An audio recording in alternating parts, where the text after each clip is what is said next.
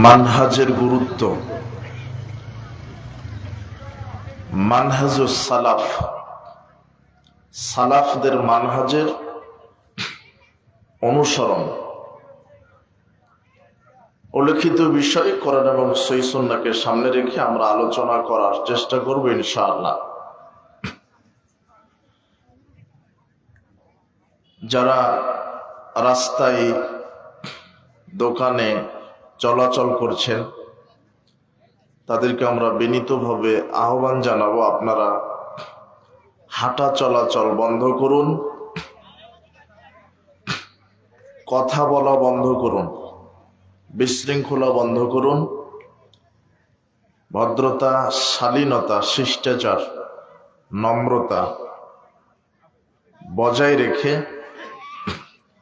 আমাদেরকে মূল্যায়ন করার চেষ্টা করুন। আল্লাহ সুবহানাহু ওয়া তাআলার নিকটে দোয়া করি, প্রতিপালক, আজকের ইসলামী সম্মেলন তুমি আমাদের জন্য দুনিয়াবী কল্যাণ এবং পরকালীন নাজাতের উসিলা হিসেবে কবুল করে নাও। যত মুসলিম দিনী ভাই ও বোন এসেছে, আল্লাহ তুমি তাদের বিগত পাপগুলিকে ক্ষমা করে দাও।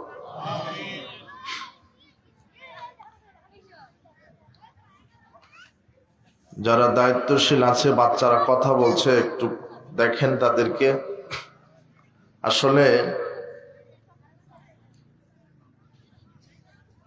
যে বিষয়টি নিয়ে আমরা আলোচনা করব, এই বিষয়টা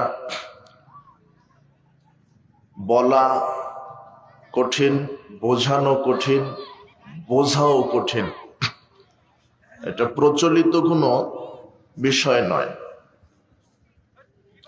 এই বিষয়টি আলোচনা হয় না বললেই চলে।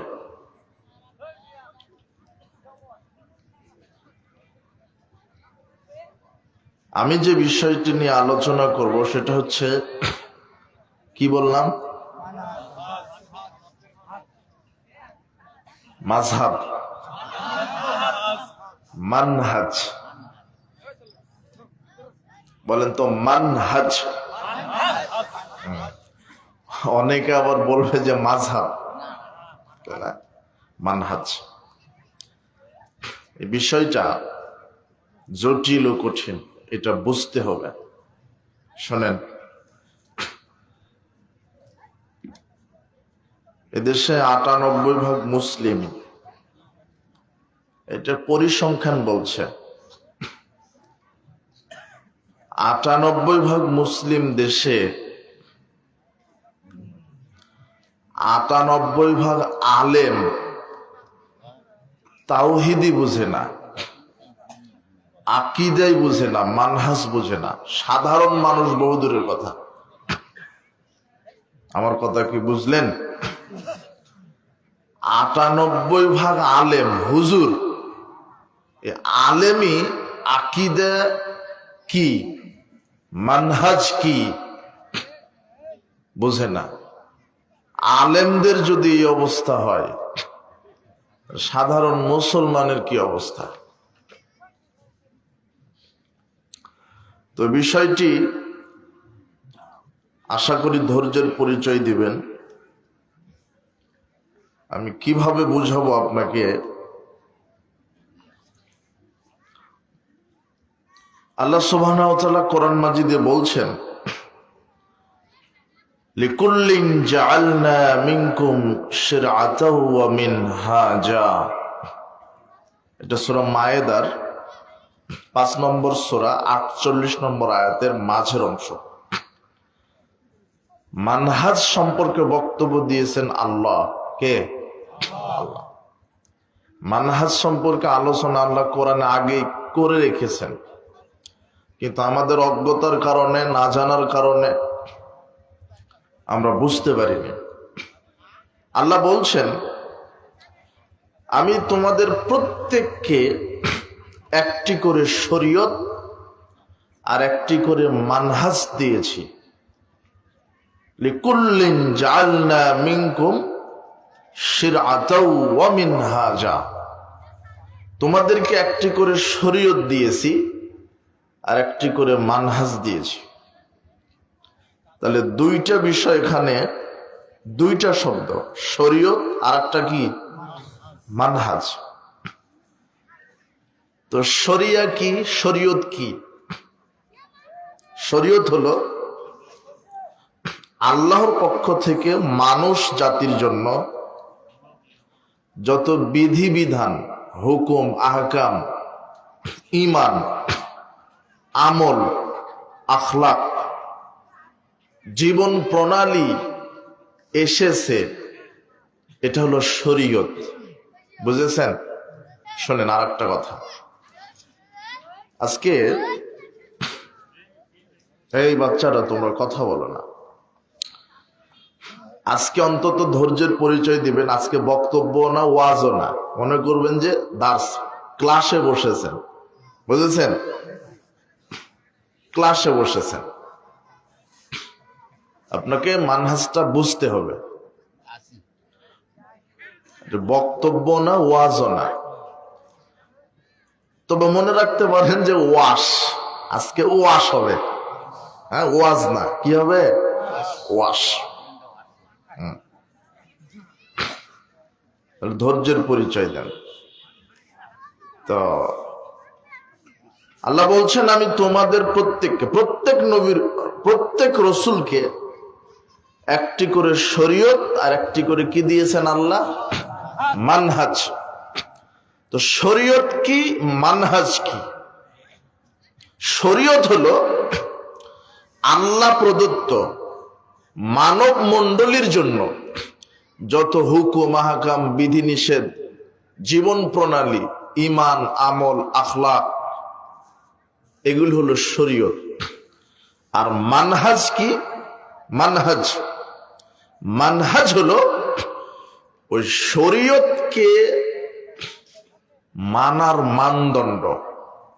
আল্লাহর পক্ষ থেকে যে শরীয়ত এসেছে, এটা কিভাবে মেনে চলবেন, কিভাবে বাস্তবায়ন করবেন, সেটাই হলো কি মানহাজ। মানহাজের বাংলা হলো চলার পথ, পদ্ধতি। বলেন তো কি? পদ্ধতি, চলার পথ, পদ্ধতি। কিভাবে চলবেন, কোন পদ্ধতিতে ঈমান আনবেন, আমল করবেন, কিভাবে চলবেন। শরীয়ত আছে, কিন্তু শরীয়ত জীবনে বাস্তবায়ন করবেন কিভাবে, যখনই মনে করবেন যে কিভাবে করতে হবে, সেটা হলো মানহাজ। কোন নিয়মে, কোন পদ্ধতিতে, কোন সিস্টেমে, এটা হলো কি মানহাজ। যেমন বলা হলো আল্লাহর পক্ষ থেকে কোনো বিধান, এটা হলো শরীয়ত। মানুষের জীবন প্রণালী, ব্যবসা বাণিজ্য, চাকরি, কৃষি, ক্ষেত খামার, এগুলি মানুষের জীবন প্রণালী না? আপনি যে ব্যবসা করেন, এই ব্যবসার মূল নীতি আল্লাহ দিয়েছেন, কিন্তু ব্যবসাটা কিভাবে করবেন, ওটা হলো মানহাজ। আল্লাহ বিধান দিয়েছেন চুরি করলে হাত কেটে দাও, এটা কার বিধান? হ্যাঁ, আল্লাহর বিধান, তা না? কোরআনে বলছে যে চুরি করলে কি কেটে দাও? হাত কেটে দাও। এখন কি পরিমাণ চুরি করলে হাত কাটা লাগবে আর কোন পর্যন্ত কেটে দেওয়া লাগবে, এটা হলো মানহাজ। চুরি করলে হাত কেটে দাও, এটা হলো শরীয়ত। এটা কার পক্ষ থেকে আসছে? কিন্তু কি পরিমাণ, একটা লোক একটা গাছ থেকে একটা আম চুরি করেছে, এই জন্য তার হাত কেটে দিবেন না? পরিমাণ আছে। রাসূল সাল্লাল্লাহু আলাইহি ওয়াসাল্লাম বলছেন, এক দিরহামের চতুর্থাংশ পরিমাণ যদি কেউ চুরি করে, বর্তমান বাজার মূল্যে 6 থেকে 7-8 হাজার টাকা, এই পরিমাণের দ্রব্য যদি চুরি করে, তার পেশাটা যদি চুর হয়, তাহলে চুরের হাত কেটে দাও। এখন হাত কেটে দাও, কোন পর্যন্ত কাটবেন? এই পর্যন্ত? কোন পর্যন্ত? কোন পর্যন্ত? কবজি পর্যন্ত। এটা হলো মানহাজ। কথা বুঝেননি মনে হয়? কিভাবে কাটবেন, কোন পদ্ধতিতে কাটবেন, এটা হচ্ছে মানহাজ। তাহলে মানহাজ হলো চলার পথ পদ্ধতি। বলেন তো কি পথ পদ্ধতি, আপনি কিভাবে চলবেন। মানুষের জীবনের মানহাজ হচ্ছে ব্যাপক অর্থবোধক শব্দ। মানুষের জীবনের যা কিছু আছে সব কিছুকে কন্ট্রোল করে হলো মানহাজ। সবকিছু সবকিছু আপনার ঈমান, আকীদা, তাওহীদ, আমল, আখলাক, ব্যবসা, অর্থনীতি, সমাজনীতি, রাজনীতি, শিক্ষানীতি, সবকিছুকে নিয়ন্ত্রণ করে কে? মানহাজ। বুঝেন ভালো করে। একজন মানুষের সার্বিক জীবনে ও যা কিছু করতে চাচ্ছে সবকিছুকে নিয়ন্ত্রণ করে একটা জিনিস, সেটা কি? মানহাজ। মানহাজ।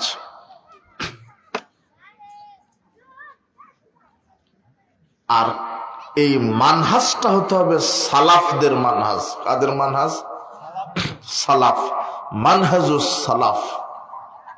আর সালাফকে সমাজে নতুন নতুন শব্দ আছে, তাই না? বলে না যে সালাফি, সালাফ, আহলে সুন্নাহ ওয়াল জামা, এগুলি শব্দ আপনার পরিচিত, তাই না?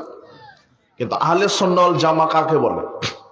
সালাফকে আর সালাফিকে। সালাফ আমাদের জন্য, সালাফ হচ্ছেন মুহাম্মদ সাল্লাল্লাহু আলাইহি সাল্লাম। সালাফ হলো আরবি শব্দ, এর বাংলা হচ্ছে পূর্বসূরি, পূর্বপুরুষ। পূর্বসূরি, পূর্বপুরুষ। ৬২৮৬ নম্বর হাদিস সহিহ বুখারীর মধ্যে আসছে, রাসূল সাল্লাল্লাহু আলাইহি সাল্লাম ফাতেমা রাদিয়াল্লাহু আনহাকে বলছেন, ফাত্তাকিল্লাহ ওয়াসবিরি। ফাতেমা, তুমি আল্লাহকে ভয় করো, ধৈর্য ধারণ করো। ফাইন্নী নি'মাস সালাফু আনা লাক। কেননা আমি হলাম তোমার জন্য উত্তম সালাফ। রাসূল সাল্লাল্লাহু আলাইহি সাল্লাম নিজেকে কি পরিচয় দিয়েছেন? সালাফ। সালাফ মানে পূর্বগামী, অগ্রগণ্য, পূর্বপুরুষ, পূর্বসূরি। তো আমাদের জন্য একজন মানুষ অনুসরণীয়, যে ব্যক্তির নাম কি?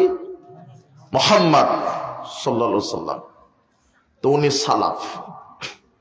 এরপরে আল্লাহ নবী বলছেন 2556 নম্বর হাদিস, 2256 নম্বর হাদিস সহিহ বুখারীর, খায়রুন নাসে কারনি। সর্বশ্রেষ্ঠ যুগ আমার যুগ। একথা কে বলছেন? রাসূল সাল্লাল্লাহু আলাইহি ওয়াসাল্লাম বলছেন সর্বশ্রেষ্ঠ যুগ হচ্ছে আমার যুগের লোকেরা। সুম্মাল্লাযিনা ইয়ালুনাহুম, সুম্মাল্লাযিনা ইয়ালুনাহুম, তারপরের যুগ, তারপরে তারপরের যুগ। তার মানে আমার যুগের লোকেরা মানে সাহাবায়ে কেরাম। কারা? সাহাবীদের পরে তাবিঈগণ। যারা সাহাবীদেরকে অনুসরণ করেছে তাদেরকে বলা হয় তাবিঈ, আর যারা তাবিঈকে অনুসরণ করে তাদেরকে বলা হয় তাবে তাবি। তাহলে রাসূল সাল্লাল্লাহু আলাইহি সাল্লামের যুগের মানুষ, শ্রেষ্ঠ মানুষ, তারা হচ্ছেন সাহাবী, এরপরে তাবিঈগণ, তারপরে তাবে তাবিঈগণ।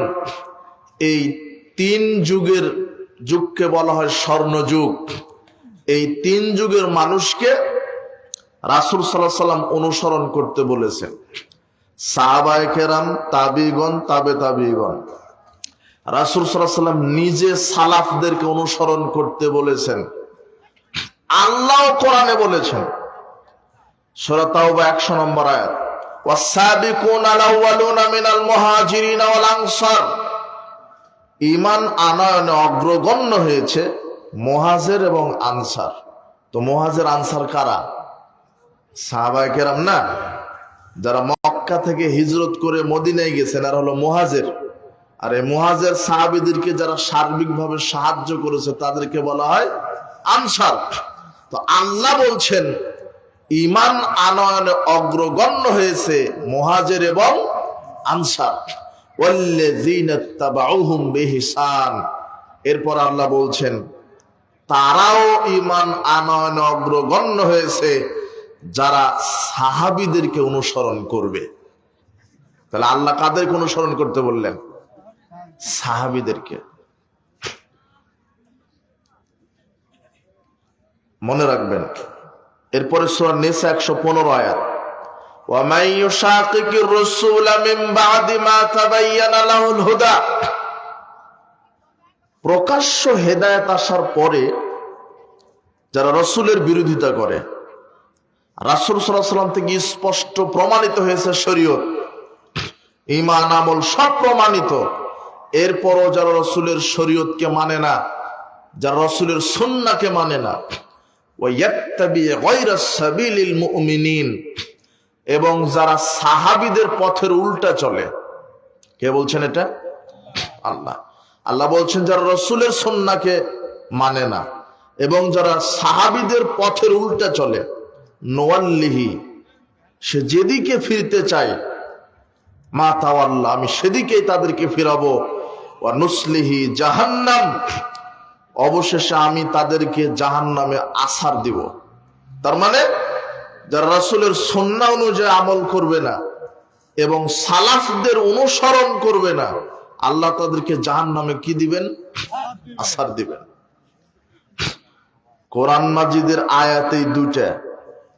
আল্লাহ রাসূল সাল্লাল্লাহু আলাইহি ওয়াসাল্লাম বলছেন তোমরা আমার যুগের মানুষকে অনুসরণ করো, সাহাবীদেরকে।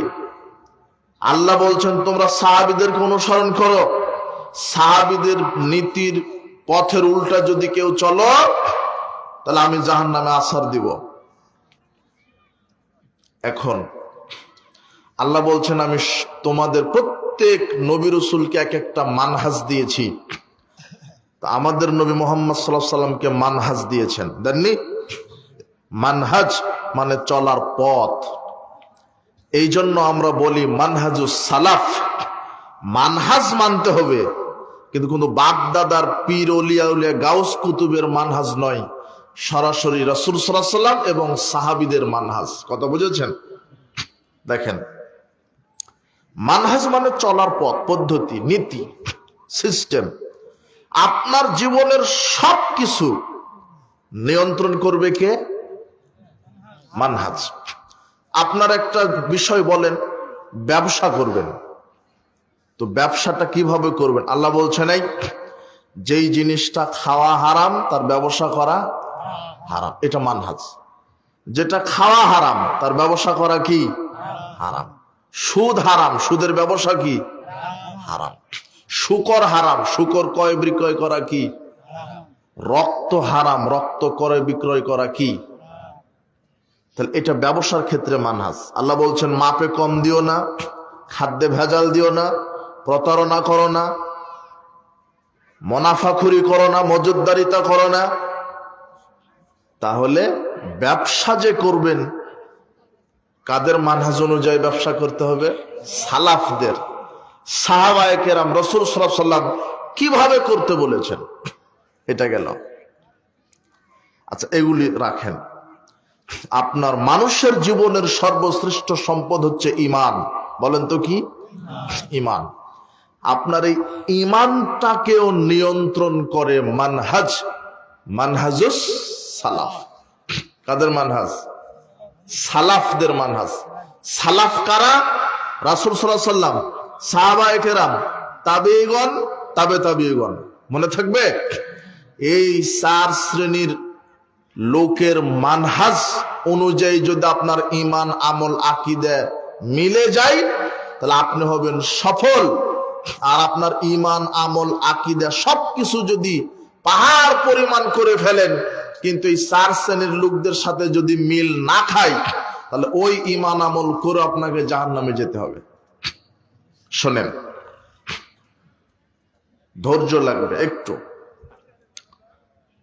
মানহাজুস সালাফ আপনার মানুষের জীবনের সবচেয়ে বড় মূল্যবান সম্পদ কি? ঈমান। এই ঈমানটাকেও কন্ট্রোল করবে, নিয়ন্ত্রণ করবে কি? মানহাজ। কাদের মানহাজ? মানহাজুস সালাফ। আচ্ছা, ঈমান মানে আপনারটাই ধরি বিশ্বাস। আমানতু বিল্লাহ, ঈমানের রুকন কয়টি? 6টি। তা 1 নাম্বার আমানতু বিল্লাহ, কার প্রতি ঈমান? বিশ্বাস। এখন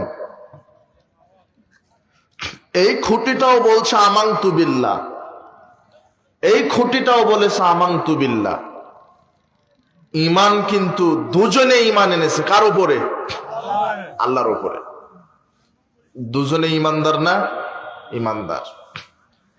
এখন এর ঈমান হচ্ছে আমানতু বিল্লাহ, আমি আল্লাহর প্রতি বিশ্বাস স্থাপন করছি। কেমন? আল্লাহ সর্বত্র বিরাজমান। এ বলছে আল্লাহ নিরাকার। আর এই খুঁটি বলছে আমানতু বিল্লাহ, আল্লাহ সর্বত্র বিরাজমান নন, আল্লাহ আরশের সমুন্নত। আল্লাহ নিরাকার নন, আল্লাহর আকার আছে, হাত আছে, পা আছে, চক্ষু আছে, চেহারা আছে। আচ্ছা, দুজনেই তো আমানতু বিল্লাহ বলেছে, বুঝেননি মনে হয় কথা? দুজনে আমানতু বিল্লাহ, কিন্তু দুজনার আমানতু বিল্লাহর মধ্যে ঈমানে কারোটা ত্রুটি আছে, কারোটা শুদ্ধ আছে। যে কোনো একটা তো শুদ্ধ হবে, কথা বুঝেন? এও বলেছে আমানতু বিল্লাহ, কিন্তু এর ঈমানে আল্লাহ নিরাকার, এর ঈমানে আল্লাহ সর্বত্র বিরাজমান, আর এর ঈমানে আল্লাহর আরশে সমুন্নত, এর ঈমানে আল্লাহর আকার। তাহলে বোঝা যাচ্ছে যে এক একজন মানুষের ঈমান আল্লাহর ব্যাপারে এক এক রকমের, তাই না? এখন আপনাকে আসতে হবে, এই ঈমানটা নিয়ন্ত্রণ করবে একটা জিনিস, বলেন তো সেটা কি? মানহাজ। আর এইটাই হতে হবে মানহাজুস সালাফ। এখন ওই সালাফদের মানহাজ আল্লাহ বলছেন ইয়া আইয়ুহাল্লাযিনা আমানু আতিউল্লাহ ওয়া আতিউর রাসূল। আল্লাহ বলছেন রাসূলের আনুগত্য করো। আল্লাহ বলছেন মাইয়ুতিউর রাসূলা ফাকাদ আতা আল্লাহ, যে রাসূলের আনুগত্য করলো সে স্বয়ং আল্লাহরই আনুগত্য করলো। তাহলে রাসূলকে, রাসূলের মানহাজ দেখতে হবে, সাহাবীদের মানহাজ দেখতে হবে, তাবেঈগণের মানহাজ দেখতে হবে। কিসের ব্যাপারে? আল্লাহর প্রতি ঈমানের ব্যাপারে। এইবারে দেখেন, বুঝেন, সূরা বাকারা 137 আয়াত। আপনার ঈমানকে নিয়ন্ত্রণ করছে কে? মানহাজ। আর এই কাদের মানহাজ? সেটা সালাফদের মানহাজ। আর সালাফ মানে মুহাম্মদ সাল্লাল্লাহু আলাইহি ওয়াসাল্লাম, সাহাবায়ে কেরাম, তাবেঈগণ, তাবেঈগণ। কথা বুঝেননি? এই কথা আল্লাহ বলছেন। ঈমান আনলে হবে না, ঈমান আনতে হবে মুহাম্মদ সাল্লাল্লাহু আলাইহি ওয়াসাল্লাম এবং সাহাবীদের মতো করে। কাদের মতো করে? এটা কোরআন আল্লাহ বলছেন, সূরা বাকারা 137 আয়াত, 137 আয়াত। আল্লাহ বলছেন ফাইন আমানু বিমিসলি, ফাইন, সুতরাং যদি, আমানু, তারা ঈমান আনে, ফাইন আমানু বিমিসলি, ওই রকম করে, তার মতো করে, মা আমানতুম বিহ, আল্লাহ বলছেন তোমরা যেইভাবে আমার প্রতি বিশ্বাস স্থাপন করেছো, তোমরা যেইভাবে আমার প্রতি ঈমান এনেছো, এখানে তোমরা মানে কারা? রাসূল সাল্লাল্লাহু আলাইহি ওয়াসাল্লাম এবং সাহাবায়ে কেরাম। বুঝেন ভালো করে। ফাইন আমানু বিমিসলি, যদি তারা ওই রকম ঈমান আনে। কিরকম? মা আমানতুম বিহ, যেমন তোমরা ঈমান এনেছো। এখানে তোমরা মানে কারা? হ্যাঁ, রাসূল সাল্লাল্লাহু আলাইহি ওয়াসাল্লাম। এই আয়াতটা নাজিল হচ্ছে কার উপরে?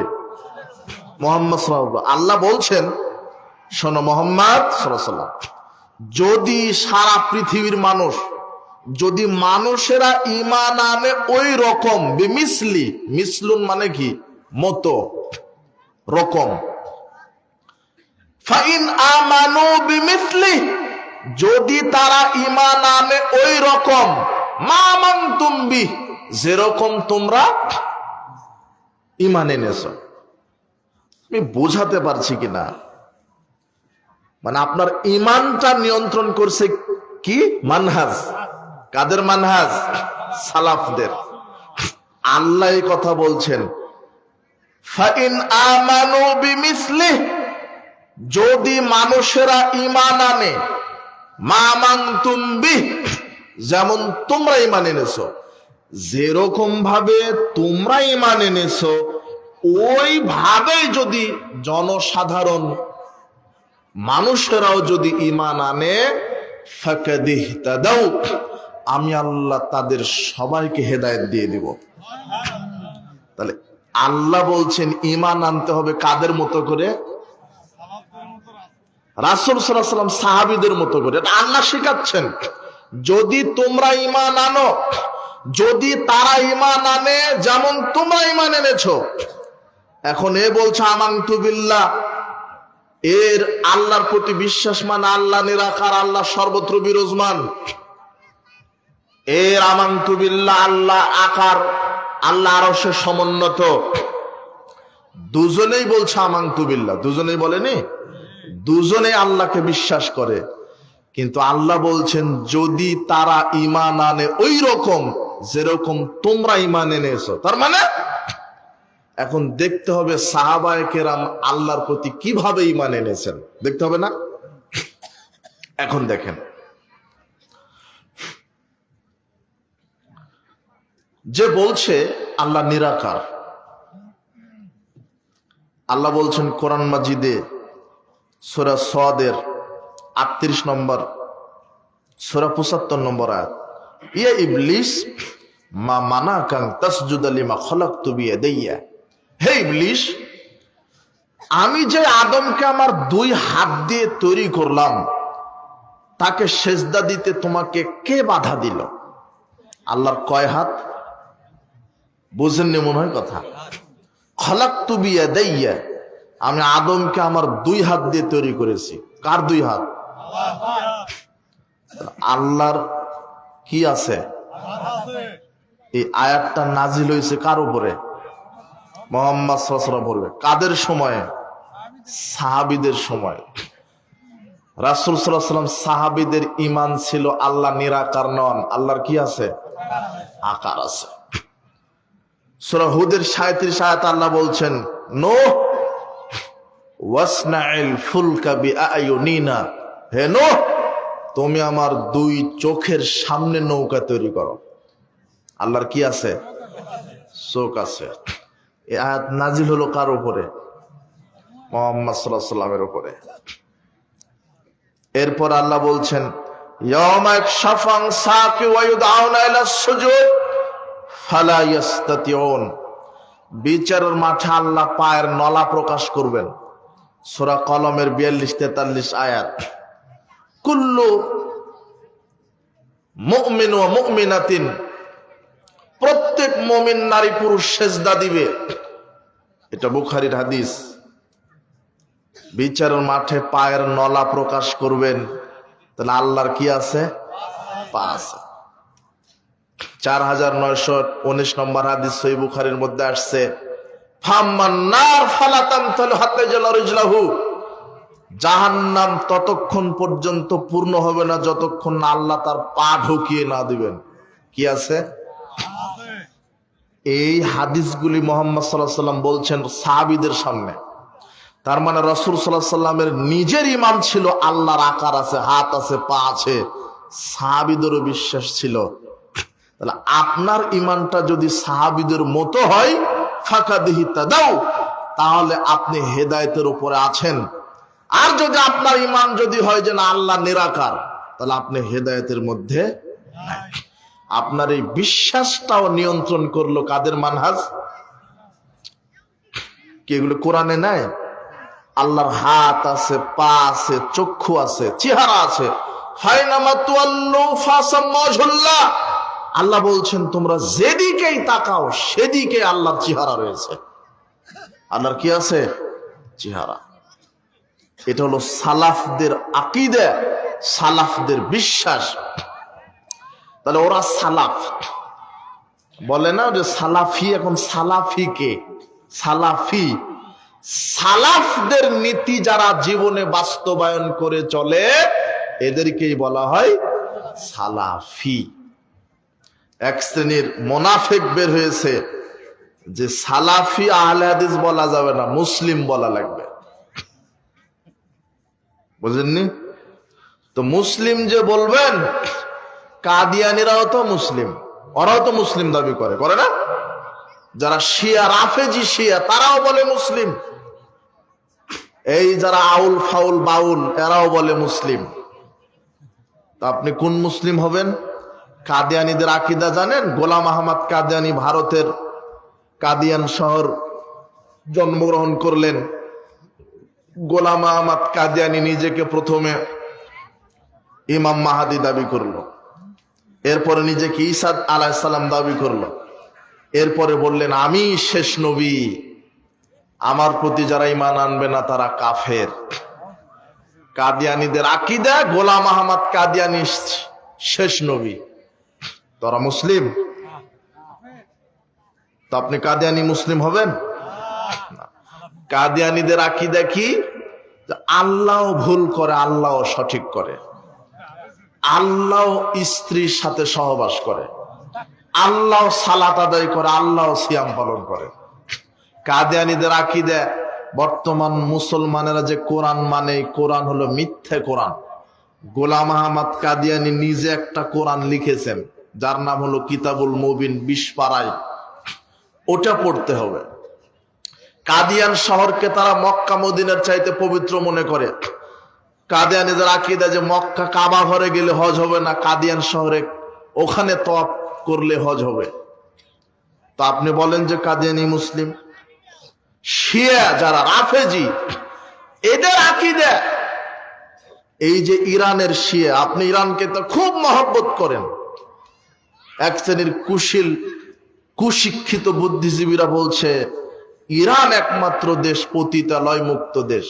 হারামখোর, ইরান টোটাল দেশটাই পতিতালয়। ইরানের শিয়ারা মোতা বিবাহকে রাষ্ট্রীয়ভাবে জায়েজ ঘোষণা করেছে। মোতা বিবাহ বুঝেন? ঠিক আছে, চুক্তি বিবাহ। আপনি চট্টগ্রামে 1 সপ্তাহের জন্য গেছেন ব্যবসার জন্য, ওখানে একজন নারীকে 1 সপ্তাহের জন্য বিবাহ করে ভোগ করে আসার সময় তালাক দিয়ে চলে আসবেন। আবার আরেক শহরে গেছেন, ওখানে 10 দিন থাকবেন, একটা নারীকে বিবাহ করে তালাক দিয়ে চলে আসবেন। এটা হলো মোতা বিবাহ বলে। রাসূল সাল্লাল্লাহু আলাইহি ওয়াসাল্লাম বিদায় হজের ভাষণে এই বিবাহকে হারাম করেছেন। তো যেই দেশে এরকম ঠিকা বিবাহ জায়েজ, সেই দেশে আলাদাভাবে পতিতালয় লাগবে না? গোটা দেশটাই পতিতালয়। শোনেন, এই ইরানি রাফেজিদের শিয়াদের আকীদা আসলে মুহাম্মদ সাল্লাল্লাহু আলাইহি সাল্লামের নবী হওয়ার যোগ্যতা ছিল না। নবী হওয়ার যোগ্যতা ছিল আলীর। কিন্তু আল্লাহ জিবরিলকে সূরা আলাকের 5 আয়াত দিয়ে বলছেন তুমি আলীর উপরে নাজিল করো। জিবরাইল নাকি চিনতে পারেনি কে মুহাম্মদ কে আলী, ভুল করে মুহাম্মাদের উপরে আয়াত নাজিল করেছে, তাই ভুলে মুহাম্মদ নবী হয়ে গেছে। এটা আপনার ইরানের শিয়া রাফেজিদের আকীদা। তো ওরাও তো মুসলিম দাবি করে, তো আপনি কি রাফেজি মুসলিম হবেন? কথা বুঝেননি মনে হয়। ওরা বলে বর্তমান মুসলমানের যে কোরআন মানে, কোরআন বিকৃত কোরআন, ঈমান থাকবে না। তাহলে আপনি কোন মুসলিম হবেন? যারা কবর পূজারী, মাজার পূজারী, কবরে সেজদা দেয়, মাজারে সেজদা দেয়, যাদের আকীদা পীর কবরে জীবিত থেকে ভালো মন্দ করতে পারে, এরাও মুসলিম দাবি করে, করে না? তা আপনি কবর পূজারী মাজার পূজারী মুসলিম হবেন? আজকে মুসলমানেরা বিভিন্ন দলে খণ্ড বিখণ্ড হয়ে গেছে। তার মানে আমি মুসলিম, আমি হিন্দু, ইহুদি, খ্রিস্টান, বৌদ্ধ, মজুসি, অন্য বিধর্মীদের সামনে আমি পরিচয় দেব মুসলিম, কিন্তু আমি মুশরিক, বেদাতি, কবর পূজারী, মাজার পূজারী, কাদিয়ানি, রাফিজিদের সামনে আমি পরিচয় দিব আমি জাতিতে মুসলিম, আকীদাতে সালাফি। মনে থাকবে? আমি জাতিতে কি মুসলিম, আকীদাতে কি সালাফি। আহলে হাদিস শব্দটা এটা একটা আন্দোলন। আহলে হাদিস শব্দটা শুনবে তো বেদাতীদের অন্তরে কম্পন সৃষ্টি হয়ে যাবে। আহলে হাদিসের পরিচয় দেওয়াটাই জিহাদ।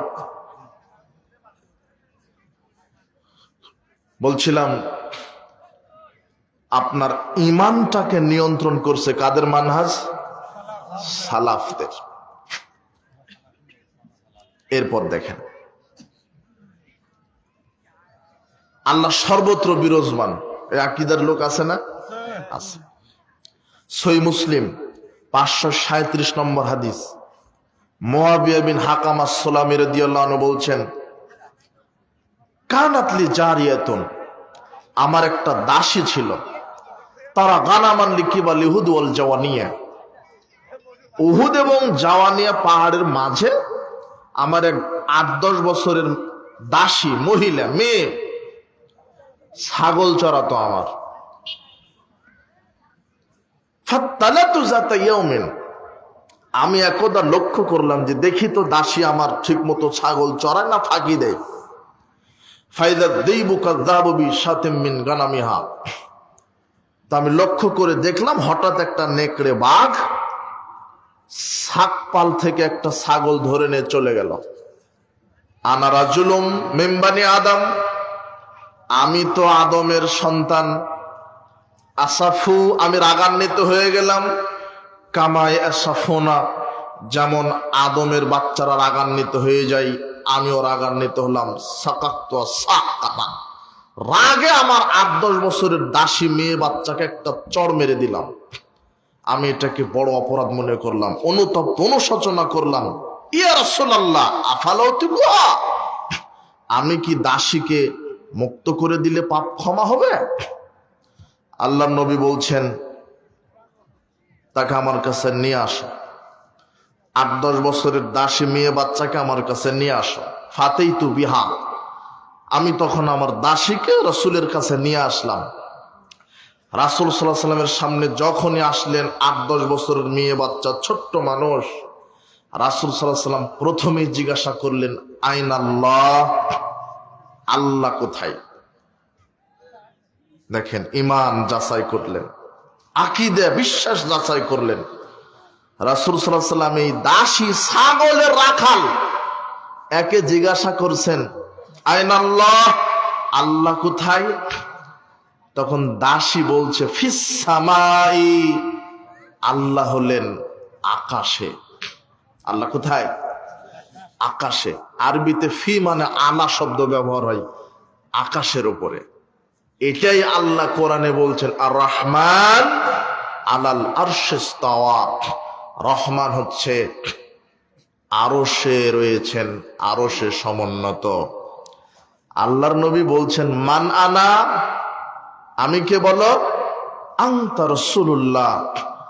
8-10 বছরের মেয়ে ছাগলের রাখাল, সে বলছে আপনি আল্লাহ রসুল। আল্লাহ নবী বলছেন আরে ফাইন্না মুমিনা, এ তো মুমিনা নারী, একে মুক্ত করে দাও। ছাগলের রাখালের আকীদা আল্লাহ আকাশে আরশে, আর তোমার এই দেশের কানা টেরা মুফতি বলছে যে আল্লাহ সব জায়গাতে। ও 36 বছর বুখারী পড়ায়, মুসলিম পড়ায়, এই হাদিসটা তার চোখে পড়ে না। কথা বুঝেননি না? বুঝেন? কিছু বুঝেন? তাহলে সাহাবীদের বিশ্বাসটা ছিল আল্লাহ সর্বত্র বিরাজমান না আল্লাহ আকাশে? তাহলে আপনার বিশ্বাসটা সাহাবীদের মতো হবে না নিজের মতো হবে? কথা বুঝেননি মনে হয়। আল্লাহ এই কথা বলছেন, ফাইন আমানু বিমিসলি, যদি তারা ওই রকম ঈমান আনে, মা আমানতুম বিহ, যেমন তোমরা ঈমান এনেছো, অর্থাৎ সাহাবায়ে কেরাম যেভাবে ঈমান এনেছে ওইভাবে যদি তারাও ঈমান আনে, আমি তাদেরকে হেদায়েত দিয়ে দিব। কথা বুঝেছেন? তাহলে এটা আল্লাহর প্রতি, শুধু আল্লাহর প্রতি বিশ্বাস। এই আল্লাহর প্রতি বিশ্বাসটা আপনার কাদের মতো হতে হবে? সাহাবীদের মতো। আমানতু বিল্লাহ, নবীর প্রতি বিশ্বাস আপনার কেমন? বলছে নবী নূরের তৈরি, বলছে না? নবী গায়েব জানে, নবীকে সৃষ্টি না করা হলে কিছু সৃষ্টি করা হতো না। আমি ওই দিকে আর যাব না, শুধু এতটুকুন বোঝালাম, ইমানের ব্যাপারে বোঝালাম। আপনার ইমানটা কাদের মতো হতে হবে? সালাফদের মতো। এই কথা কে বলছেন?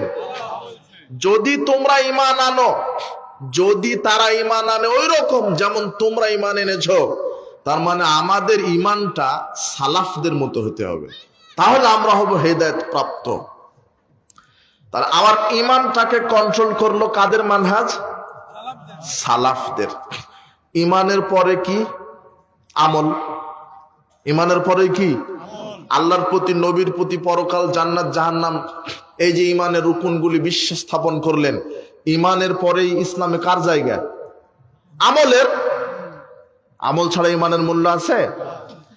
এই আমলটাও আমি বলেছি, মানুষের জীবনের সবকিছু কন্ট্রোল করবে কে? মানহাজ। তাহলে আপনার ইমানটা কন্ট্রোল হলো কি দ্বারা? মানহাজ। এরপর আমলটাও কন্ট্রোল হবে কি দ্বারা?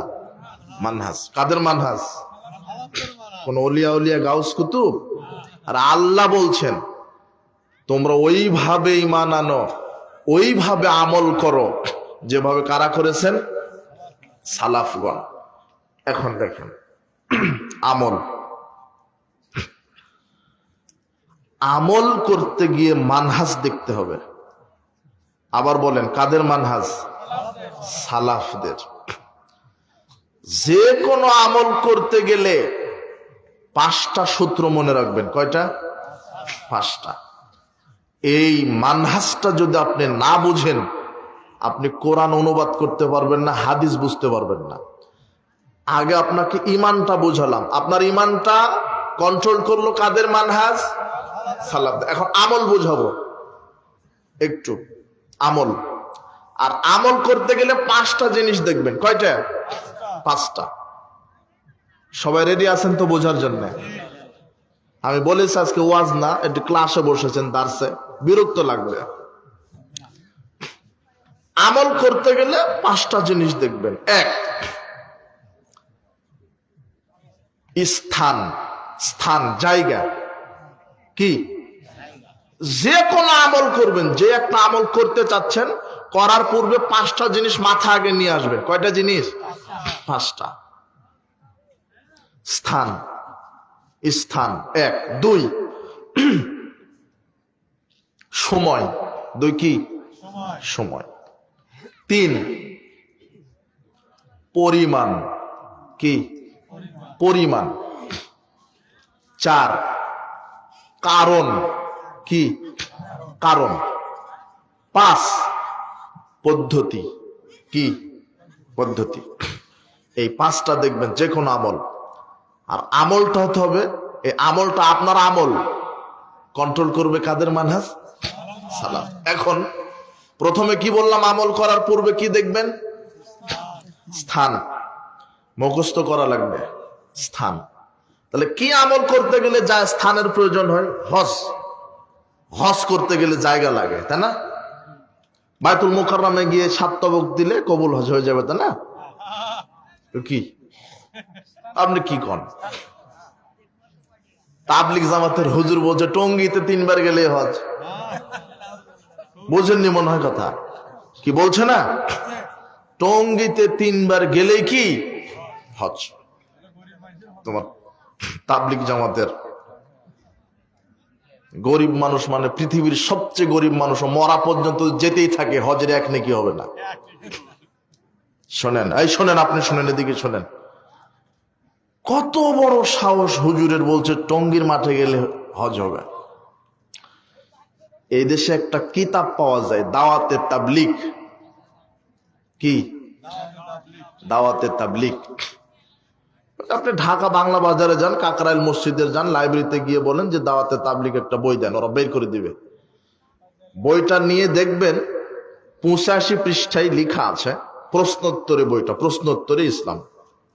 প্রশ্ন আছে যে মক্কা মদিনা থেকে টঙ্গীর মাঠে ইজতেমায় আসে কেন? তখন মূর্তি সাহেব লিখছেন, মুফতি না, কে? মূর্তি।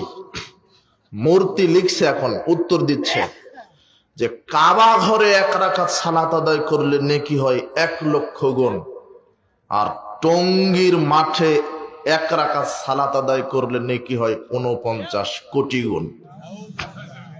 কি কম? লেখা আছে। গাঁজা তো খাইছে, ঠিক আছে, ডেট ওভার হওয়া গাঁজা খেয়েছে। কথা বুঝেন যেমন, ডেট ওভার হয়ে গেছিল। টাটকা ইবলিশের দালাল। কোথায় কাবা ঘর? টঙ্গীর মাঠে কেন? এই যুবক শোনো, তুমি যদি মরা পর্যন্ত কাবা ঘর তওয়াফ করো, হজের 1 নেকি হবে না। কাবা ঘরে গেলেও হজ হবে না। 1 সেকেন্ডের জন্য হলেও আরাফার মাঠে পা দিতে হবে। আরাফার মাঠে পা না দেওয়া পর্যন্ত কি হবে না? হজের 1টা নেকি হবে না। যেখানে আরাফার মাঠে পা না দিলে হজ হয় না, টঙ্গীর মাঠে গেলে হজ হয়। ধর্ম কি এতই পাগল? তার মানে আপনি হজ করবেন, স্থান দেখতে হবে। রাসূল সাল্লাল্লাহু আলাইহি সাল্লাম যেভাবে, যেই জায়গায়, যেই সময়ে, যেই কাজগুলি করেছে, আপনাকে হজে ওইভাবেই হজ করতে হবে। এটাই স্থান। কথা বুঝেছেন? স্থান। 2 নম্বর কি? সময়। জোহরের সালাতটা রাত 12টায় পড়ে দিবেন, হবে? জোহরের সময় কি করতে হবে? পড়তে হবে। এটা সময়। আচ্ছা, কুরবানি কিনেছেন, আপনার এই সবচেয়ে বড় কুরবানির হাট কি? আপনার এই গাইবান্ধা। আচ্ছা, 12 লক্ষ টাকা দিয়ে ষাঁড় কিনেছেন, গরু কিনেছেন, আরে উট কিনে নিয়ে আসছেন 25 লক্ষ 30 লক্ষ টাকা দিয়ে উট নিয়ে এসে হুজুরকে বলছেন, হুজুর ঈদের সালাত পরে আগে মাইরে দেন তো। কথা বুঝেননি? কুরবানি হবে না কেন? 30 লক্ষ টাকা দামের উট, ফতুয়া হুঁশ করে দেন। 30 লক্ষ টাকা দামের উট মারা লাগতো কখন? সময় না, ঈদের সালাতের পরে। মাইরে দিছেন কখন? এখন বুঝেছেন কি সময়? তাহলে একটা আমল করবেন, ওর সাথে কি সম্পৃক্ত? সময়।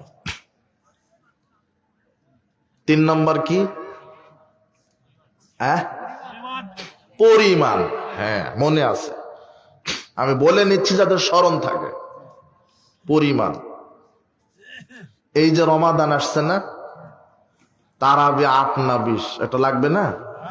লাগে যাবে। দেখো, হুজুর দলিল দিচ্ছে সালাতুল লাইল মাসনা মাসনা, রাত্রের সালাত 2 করে। কয় করে? 2 করে। তার মানে এখন যত রাকাত 2 করে পারো মারো। এই যে দলিল পাওয়া গেছে, রাত্রের সালাত কয় রাকাত করে? 2 করে। বেটা, এটা হলো পদ্ধতি বোঝানো হয়েছে। রাসূল সাল্লাল্লাহু আলাইহি ওয়াসাল্লাম রাত্রের সালাত কিভাবে আদায় করেছেন? তিনি 2 রাকাত পড়ে সালাম ফিরিয়েছেন, 2 রাকাত পড়ে সালাম ফিরিয়েছেন। কিন্তু 2 করে কত রাকাত পড়েছেন? সর্বোচ্চ তিনি 13 রাকাত পড়েছেন রাত্রের সালাত। কত রাকাত? 13 রাকাত। 8 রাকাত তাহাজ্জুদ পড়লে 5 রাকাত বিতর পড়েছেন, 13 রাকাত হয়েছে। 12 রাকাত তাহাজ্জুদ পড়লে 1 রাকাত বিতর পড়েছেন, 13 রাকাত হয়েছে। 10 রাকাত তাহাজ্জুদ পড়লে 3 রাকাত বিতর পড়েছেন, 13 রাকাত হয়েছে। কথা বুঝেননি মনে হয়? সালাতুল লাইল মাসনা মাসনা, এই হাদিস দিয়ে আপনি রাত্রে বলছেন আরে 20 কেন 42 মেরে দেন। এই যে দলিল পাওয়া গেছে সালাতুল লাইল কি মাসনা মাসনা 2 করে। মাওলানা সাহেব তাহলে ওই হাদিসের কি হবে? 3 জন লোক এসে বলছেন যে একজন বলছে আমি ঘুমাবোই না, সারা রাত তাহাজ্জুদ মারব। হাদিস জানেন না? সারা রাত। আর একজন বলছে বিবাহই করব না, বাচ্চা হবে, ব্যবসা বাণিজ্য করা লাগবে, ইবাদতে ঘাটতি হবে। আর একজন বলছে যে আমি প্রতিদিন সিয়াম রাখবো। উদ্দেশ্য ভালো না? ভালো, জান্নাত পাবে বেশি ইবাদত করলে। আপনি যদি সালাতুল লাইল মাসনা মাসনা হাদিস মেরে যদি সারা রাত ঘুমানো বাদ দিয়ে সালাত আদায় করেন তো আপনি রাসূলের উম্মতি থাকবেন না। মুহাম্মদ সাল্লাল্লাহু আলাইহি ওয়াসাল্লাম বলছেন ফামান রাগিবা আন সুন্নতি ফালাইসা মিন্নি, যা আমার সুন্নাহ অনুযায়ী আমল করে না সে আমার উম্মত না।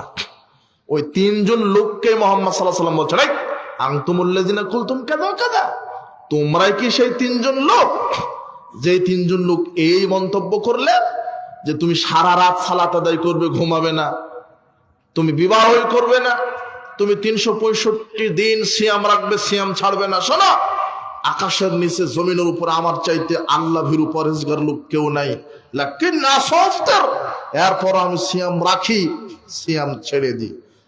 ওসাল্লি আরকুদু, আমি রাত্রে সালাত আদায় করি, রাত আবার ঘুমাই, সারা রাত সালাত আদায় করি না। আরে মুহাম্মদ সাল্লাল্লাহু আলাইহি ওয়াসাল্লাম 2 করে সালাত আদায় করেছেন, সর্বোচ্চ 13। আপনাকে 13-র মধ্যেই থাকা লাগবে। মাসনা মাসনা দলিল দিয়ে যদি সারা রাত মেরে দেন ফালাইসা মিন্নি, আপনি কার উম্মত থাকবেন না। বুঝেছেন? পরিমাণ, যেই পরিমাণ করেছেন কে? মুহাম্মদ সাল্লাল্লাহু আলাইহি ওয়াসাল্লাম। এটাই হলো মানহাজ। আর একটা 4 নাম্বার কি বলেছি? কারণ। 4 নাম্বার কি? কারণ। আপনি যে আমলটা করছেন, শোনেন, দলিল থাকার পর আমল করা বিদআত। এটা কেমন হয়ে গেল না কথা? দলিল আছে তারপরও বিদআত মানে? দলিল আছে, কারণ। শোনেন, এদেশের অনেক মসজিদ আছে জুমার দিনে 2 আজান হয়। এদের দলিলও আছে, কিন্তু দলিল নাই যে ওসমান রাদিয়াল্লাহু আনহু 2 আজান দিয়েছেন। শোনেন, এর আকীদা ঠিক আছে কিন্তু মানহাজটা ঠিক নেই। মানহাজ, যে আমলটা করবেন কাদের মানহাজ দেখতে হবে? সালাফদের। এখন আপনি বলবেন হ্যাঁ সালাফ তো উসমান রাদিয়াল্লাহু আনহু, তিনি তো সালাফ, তিনি 2 আজান দিয়েছেন, তাই আমিও 2 আজান দেই।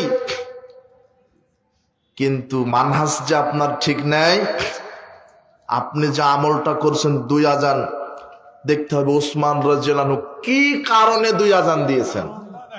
কথা বুঝেননি? কি কারণ? ওই সময়তে ঘড়ি ছিল না, মাইক ছিল না, বাজারে ব্যবসা বাণিজ্যে মানুষ ব্যস্ত ছিল, সময় সম্পর্কে ধারণা ছিল না। তাই উসমান রাদিয়াল্লাহু আনহু তিনি রাষ্ট্রীয়ভাবে ইস্তেহাদ করে যে যাক মানুষ সময় সম্পর্কে জ্ঞান নেই, মাইক নেই, তাই তিনি রাষ্ট্রীয়ভাবে ফরমান জারি করলেন, যাও ওই অমুক বাজারে, জাওরা নামক বাজার, ওখানে মানুষ ব্যস্ত, কর্মব্যস্ত, ওখানে গিয়ে একটা আজান দিয়ে আসো। তাহলে এটা একটা কারণ। কথা বুঝেননি মনে হয়? কারণ। আর একটা বলেছি স্থান। কি স্থান? একটা আমল করলে কি দেখা লাগবে? রাসূল সাল্লাল্লাহু আলাইহি ওয়াসাল্লাম, সাহাবায়ে কেরাম যে আমল যেই স্থানে করেছেন, আপনাকে সেই আমল সেই জায়গাতে মানহাজ। তাহলে এখানে আজানে 2টা জিনিস দেখতে হবে, একটা কারণ, একটা স্থান। তাহলে উসমান রাদিয়াল্লাহু আনহু যেই কারণে দিয়েছেন, ওই কারণ যদি এখনো থাকে কোনো আপত্তি নাই। যদি ঘড়ি না থাকে আপনার এলাকায়, মাইক না থাকে, আর যদি ওই বাজারে মানুষ কর্মব্যস্ততা থাকে, তাহলে গ্রামের সর্দার বলবে যে বাজারে গিয়ে একটা আজান দিয়ে আসো। কিন্তু আপনার তো মানহাজ ঠিক নাই, মেরে দিলেন আজান। ওসমান রাদিয়াল্লাহু আনহু তিনিও নিজে মসজিদে 2 আজান দেন, আপনি যে উসমানের দলিল নিয়ে এসে 2টাই মেরে দিলেন মসজিদে। হলো? বুঝেননি মনে হয়? মানে ভ্যানের ইঞ্জিন আর এরোপ্লেনের বগি আর ট্রাক্টরের ফাল, তিনটা নিয়ে এসে একটা আজব একটা যন্ত্র আবিষ্কার করে ফেলেছেন আপনি। কথা বুঝেননি? ও নিজেই বলছে উসমান 2 আযান দিয়েছে। বেকুব! উসমান রাদিয়াল্লাহু আনহু কি কারণে দিয়েছেন আর কোথায় দিয়েছেন, সারা জিন্দেগিতে যদি আপনাকে আমি সময় দিই, তাহলে উসমান রাদিয়াল্লাহু আনহুর জিন্দেগিতে আপনি প্রমাণ করতে পারবেন না তিনি 2 আযান মসজিদে দিয়েছেন। জুমার দিনে 2 আযান দেওয়া সুন্নাত, উসমানের সুন্নাত, কিন্তু 2 আযান মসজিদে দেওয়া বিদআত। কথা বুঝেছেন? দেখেন আপনি আমাকে, উসমান 2 আযান মসজিদে দিয়েছেন, এটাই হলো মানহাজ। কথা বুঝেছেন? এটাই হলো মানহাজ। কারণ আরেকটা, কে বলেছে সম্মিলিত মোনাজাত বিদআত? কেউ বলেনি। সম্মিলিত মোনাজাত সুন্নাত। সম্মিলিত মোনাজাত করতে হবে। মোনাজাত করলে আল্লাহ খালি হাত ফেরত দিতে লজ্জাবোধ করেন। কিন্তু মাওলানা সাহেব, মানহাজটা যে দেখতে হবে আপনার। রাসূল সাল্লাল্লাহু আলাইহি ওয়াসাল্লাম, সাহাবায়ে কেরাম কোথায় কি কারণে মোনাজাত করেছেন, মোনাজাতের দলিল আছে, সম্মিলিত মোনাজাতেরই দলিল আছে। রাসূল সাল্লাল্লাহু আলাইহি ওয়াসাল্লাম সালাতুল ইস্তিসকা, বৃষ্টি প্রার্থনার সালাতে সব সাহাবীদেরকে নিয়ে কি করেছেন? সম্মিলিত মোনাজাত করেছেন। কথা বুঝেননি মনে হয়? যখন তিনি কুনুতে নাজেলা পড়েছেন, সাহাবীদেরকে নিয়ে সম্মিলিত কি করেছেন? মোনাজাত করেছেন। এগুলি কারণ, কোন শাসকের পক্ষে বিপক্ষে, কোন কাফের মুশরিকের বিরুদ্ধে দোয়া করতে হবে, বরদোয়া। তিনি ফরজ সালাতের পর শেষ রুকু থেকে উঠে সাহাবীদেরকে নিয়ে কুনুতে নাজেলা পড়েছেন, সম্মিলিত মোনাজাত করেছেন। করেননি? অনাবৃষ্টি, খরা, অতিবৃষ্টি, তিনি বৃষ্টি বন্ধের জন্য অথবা বৃষ্টি হওয়ার জন্য সকল সাহাবীদেরকে নিয়ে সম্মিলিত মোনাজাত কি করেননি? তা আপনি কিভাবে বলছেন সম্মিলিত মোনাজাত বেদাত? সম্মিলিত মোনাজাত বেদাত নয়, সম্মিলিত মোনাজাত করা সুন্নাত। কিন্তু রাসূল সাল্লাল্লাহু আলাইহি ওয়াসাল্লাম যেই জায়গায় যেই কারণে করেছেন, ওই জায়গায় ওই কারণে করা সুন্নাত। এখন যদি আমি আপনাকে বলি, মাওলানা সাহেব আসসালামু আলাইকুম ওয়া রাহমাতুল্লাহি ওয়া বারাকাতুহু, আসসালামু আলাইকুম ওয়া রাহমাতুল্লাহ, এই যে আপনি দড়ি পাকানো ধরলেন, আপনার জিন্দেগিতে আপনি প্রমাণ দিতে পারবেন না যে রাসূল সাল্লাল্লাহু আলাইহি ওয়াসাল্লাম 5 ওয়াক্ত ফরজ সালাতের পরে সবাইকে নিয়ে মোনাজাত করেছেন। সারা পৃথিবীর সব হুজুর যদি করে তবুও বেদাত হবে। কাবা ঘরের ইমামও যদি করে তবুও বেদাত হবে। কেন বেদাত হবে? মুহাম্মদ সাল্লাল্লাহু আলাইহি ওয়াসাল্লাম করেননি। কথা বুঝেননি মনে হয়? ফরজ 5 ওয়াক্ত সালাতের পরে, সভা সমিতির পরে, জালসার পরে, বিবাহ বৈঠকের পরে, জানাজার পরে, দাফনের পরে সারা পৃথিবীর সব মাওলানা যদি মোনাজাত করে তবুও বেদাত হবে। কেন? মুহাম্মদ সাল্লাল্লাহু আলাইহি ওয়াসাল্লাম তার জিন্দেগিতে মানুষকে কবর দিয়ে সবাইকে নিয়ে সম্মিলিত মোনাজাত করেননি। মুহাম্মদ সাল্লাল্লাহু আলাইহি ওয়াসাল্লাম বিবাহ বৈঠক শেষে সবাইকে নিয়ে মোনাজাত করেননি। মুহাম্মদ সাল্লাল্লাহু আলাইহি ওয়াসাল্লাম 5 ওয়াক্ত ফরজ সালাতের পরে সবাইকে নিয়ে সম্মিলিত মোনাজাত করেননি। আপনি করলেন কেন? আপনি মানহাজটা বুঝতে পারেননি। মোনাজাত ব্যক্তিগত ব্যাপার। বলছে যে সালাতের পরে মোনাজাত না দিলে তৃপ্তি হয় না। আশ্চর্য কথা। তার মানে ও সালাতটা যে কি বুঝেইনি, ও সালাতটা যে কি বুঝেনি, সালাতে কি বললো বুঝেনি। আরে সালাতটাই তো মোনাজাত। সালাতটাই কি? সালাত মানেই প্রার্থনা করা। সালাত হলো আরবি, বাংলা কি? প্রার্থনা। আপনি আল্লাহকে ডাকবেন, আল্লাহর কাছে কিছু বলবেন, এই জন্যই তো সালাত। কিন্তু আপনি তো বুঝতে পারেননি।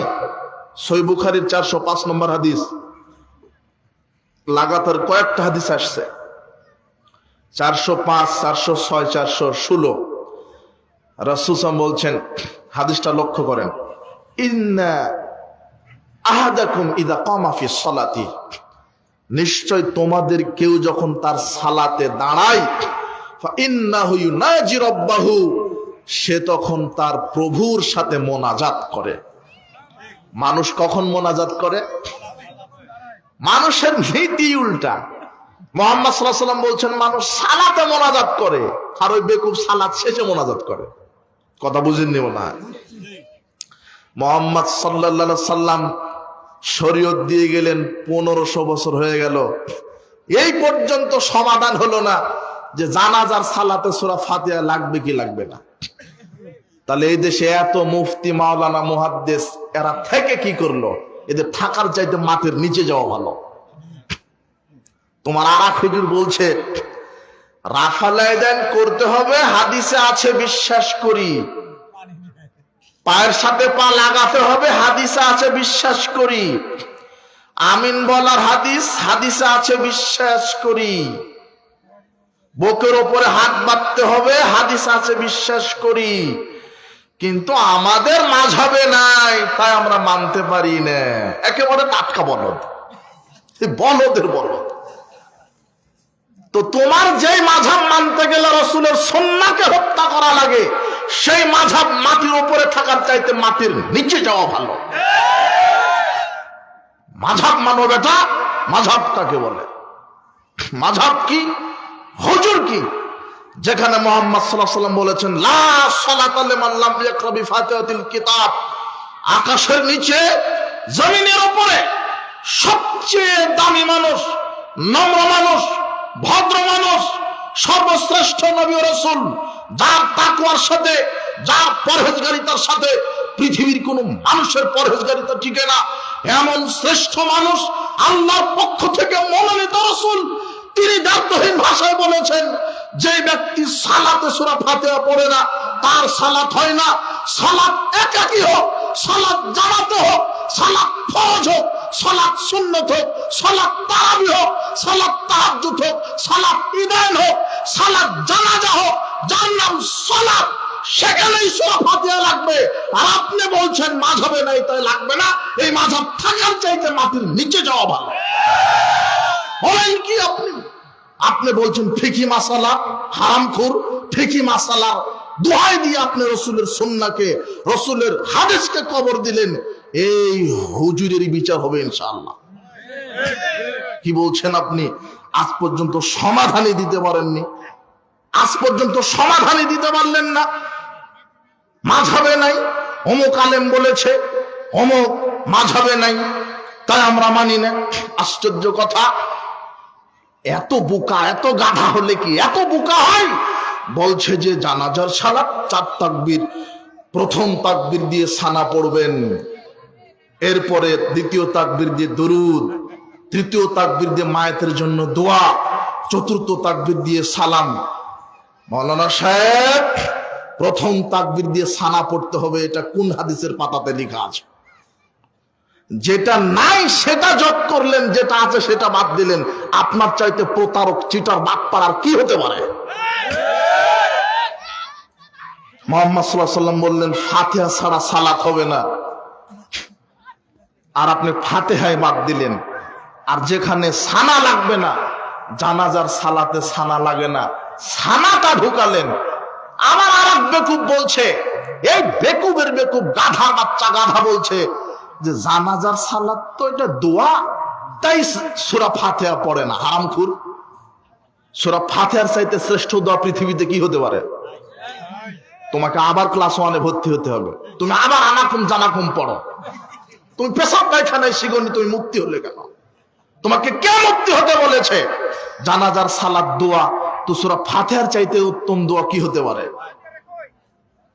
শ্রেষ্ঠ আয়াত আছে সূরা ফাতিহাতে, ইহদিনাস সিরাতাল মুস্তাকিম। সূরা ফাতিহার চাইতে শ্রেষ্ঠ দোয়া কি হতে পারে? তুমি সূরা ফাতিহা বাদ দিলে। আল্লাহ আপনাকে শরীয়তের সঠিক বুঝ দান করুন। উপস্থিত বৈঠকের মুসলিম দিনী ভাই বোন, মানহাজ না বোঝার কারণে আজকে শরীয়ত ভুল ব্যাখ্যা দিচ্ছে আলেমেরা। সম্মিলিত মোনাজাত ফরজ সালাতের পরে, সভা সমিতির পরে, জালসার পরে, দাফনের পরে, জানাজার পরে মুহাম্মদ সাল্লাল্লাহু আলাইহি ওয়াসাল্লাম করেননি, করতে বলেননি, আমাকেও করতে হবে না। তিনি কোথায় সম্মিলিত মোনাজাত করেছেন? সালাতুল ইস্তিসকা, কুনুতে নাজেলা, সেখানে করেন। এটাই হলো মানহাজ। যেই আমল যেই কারণে, যেই জায়গায়, যেই সময়ে, যেই পরিমাণ মুহাম্মদ সাল্লাল্লাহু আলাইহি ওয়াসাল্লাম করেছেন, ওই আমল, ওই কারণে, ওই পরিমাণে, ওই জায়গায়, ওই সময়ে করাটাই হচ্ছে রাসূলের ইত্তেবা। কথা বুঝেছেন? আপনার বুঝের 5 পয়সা ইসলামের কাছে দাম নাই। আপনার বুঝ অনুযায়ী ইসলাম চলবে না, আপনার নীতিতে, আপনার আদর্শে ইসলাম চলবে না। মুহাম্মদ সাল্লাল্লাহু আলাইহি ওয়াসাল্লামের নীতি, মুহাম্মদ সাল্লাল্লাহু আলাইহি ওয়াসাল্লামের আদর্শে ইসলাম চলবে। কথা বুঝেছেন? এখানে আরেকটা কথা বলি, মানুষ যে শরীয়ত বুঝবে, এই বুঝটাও বুঝতে হবে কাদের মানহাজ অনুযায়ী। বুঝ কোনো কিছু বোঝা, আমি কিছু বুঝবো, কোরআনের আয়াত পড়ে, হাদিস পড়ে বুঝবো, এই বুঝটা কাদের মতো হতে হবে? বুঝ। শোনেন, আজকে মুসলিম উম্মাহ দলে দলে ফেরকায় বিভক্ত হওয়ার প্রধান কারণ, কোরআন হাদিস নিজেদের মতো করে ব্যাখ্যা দিয়েছে, বুঝেছে, নিজেদের মতো করে বুঝেছে। নিজেদের মতো করে বোঝার কারণে আজকে মুসলিম উম্মাহ ভেঙে খান খান, টুকরা টুকরা হয়ে গেছে। আমি যে কোরআনটা বুঝবো, আয়াতটা বুঝবো, হাদিসটা বুঝবো, কাদের মতো করে? কিন্তু আমার মতো করে যদি আমি বুঝি, তাহলে আমি পথভ্রষ্ট হয়ে যাব। আমার বুঝটাও নিয়ন্ত্রণ করবে কাদের মানহাজ? দেখেন, আমাদের দেশে পীরের ব্যবসা আছে না? খানকা মাজার আছে না? এই যে পীর বলে না, পীর ধরা ফরজ আছে, কথা আছে। পীরের মুরিদ না হলে হেদায়েত হবে না, পীরের সুপারিশ ছাড়া জান্নাত হবে না। বলে না যে মোহাম্মদী আল্লাহ, এরকম লোক, আকীদার লোক নাই? এদের দলিল কিন্তু কোরআনে আছে। পীর ধরা যে ফরজ, এটা কোথায় আছে? কোরআনে আছে। এবং সমাজে কিছু সুফির লোক আছে, সুফি মারফতি লোক আছে। মারফত মানে যারা পীর তন্ত্রে বিশ্বাসী। কথা বুঝেছেন? আহলে সুন্নাহ ওয়াল জামাআহ, আহলে হাদিস ব্যতীত পৃথিবীতে যত ইসলামিক দল আছে, প্রায় সুফি রোগে আক্রান্ত। সুফি একটু আপনি বোঝার জন্য রেডি আছেন তো? আচ্ছা, সুফিজম, সুফিদের জনক হচ্ছে বায়েজিদ বোস্তামি। কে? বায়েজিদ বোস্তামি। বায়েজিদ বোস্তামিকে তো আপনি খুব ভক্তি করেন, তাই না? বায়েজিদ বোস্তামি বলে যে আল্লাহর ওলি না, ও হলো শয়তান, ইবলিশের ওলিও। বায়েজিদ বোস্তামি 260 হিজরিতে মারা গেছে। বায়েজিদ বোস্তামি বলছে, তলাবতুল্লাহ সিত্তিনা সানা, আমি 60 বছর আল্লাহকে খুঁজেছি, আমি কোথাও পাইনি। ফাইজা না হুয়া, এখন আমি নিজেই আল্লাহ। কথা বুঝেছেন? এই সুফিদের, এই মারফত, এই পীরতন্ত্রের জনক হচ্ছে কে? বায়েজিদ বোস্তামি। এদের আকীদা যে মুহাম্মাদি আল্লাহ, আকার কি নিরাকার সে রব্বানা, আহমদ আহাদ হলে তবে যায় জানা। মিমের ওই পর্দা তীরে উঠে দেখ রে মন, দেখবি সে তাই বিরাজ করে আহাদ নিরঞ্জন। আল্লাহর নাম আহাদ আর মুহাম্মাদের নাম আহমদ, তো মিমটা ডিলিট করে দেন, কি হয়ে গেল? আহাদ। তাহলে আল্লাহ আহাদ, মুহাম্মাদও কি? এই মারফতে যারা বিশ্বাসী, এরা আল্লাহ আর মুহাম্মাদের মধ্যে কোনো পার্থক্য খুঁজে পায়, যারা পীরতন্ত্রে বিশ্বাসী। আর এরাই বলে প্রকৃত পীর হচ্ছে আল্লাহ, প্রকৃত গুরুই হচ্ছে আল্লাহ। এই যে কিছুদিন আগে এক বাউল শয়তান বলল না যে আমরা নাচি কেন? আল্লাহ নাচতে বলেছে, কুল আউযু বি রাব্বিন নাস, মালিকিন নাস, ইলাহিন নাস। এই বাউল, এই বাউলদের আকীদা কি জানেন? বাউলদের আকীদা, বাউল, এই বাউল আবিষ্কার করেছে, বাউলদের প্রথম আবিষ্কারক শ্রী চৈতন্যদেব, ভারতের হরিয়ানা রাজ্যের আবিষ্কার হয়। আর বাংলাদেশের মূল প্রচারক হচ্ছেন কুষ্টিয়ার সেউরিয়া গ্রামের লালন শাহ। এই লালন শাহ বাংলাদেশে এটা ছড়িয়েছে। এই বাউলদের আকীদা আদর্শ হচ্ছে সমাজে যৌনতা ছড়ানো। এদের গানে, এদের আদর্শে, ভাষায় যৌনতা ছড়ানো এদের কাজ। বাউল লালন এই বাউলদের কাছে জাত গাত ধর্ম বর্ণ বলতে কিছু নাই। লালন তার গানে বলছে, যে যা ভাবে সেই যে হয়, রাম রহিম করিম কালা এক আড্ডা জগৎময়। মানে রাম রহিম একটাই, রামও আল্লাহর নবী, রহিমকে আল্লাহ, রাম উনিও আল্লাহ, মানে মূর্তি দেবতা সর্বেশ্বরবাদ। লালন গানে আছে দেখবেন, বাউলদের গানে, পাগল মন মন রে গুরু ভজনা, গুরু বিনে মুক্তি পাবে না, গুরু নামে আছে সুধা, যিনি গুরু তিনি খোদা। এটা লালনদের আকীদা, বাউলদের আকীদা।